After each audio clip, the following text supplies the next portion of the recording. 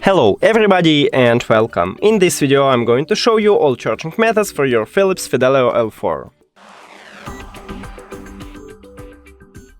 And the first one, you can charge it with using your phone. All you need to have is just USB-C to USB-C cable, but if your phone do not support USB-C, maybe you should have Lightning to USB-C or even micro USB to USB-C. Now connect USB-C cable to your phone, and at the left ear cup we have USB-C port, so connect the second one right here. And at the right ear cup we have this LED light here, so it means that it's charging. And the second one option, it's a classic one, is to use an adapter and USB-C cable, what look like this. So just connect adapter to the power and USB-C cable to USB-C port on your left ear cup.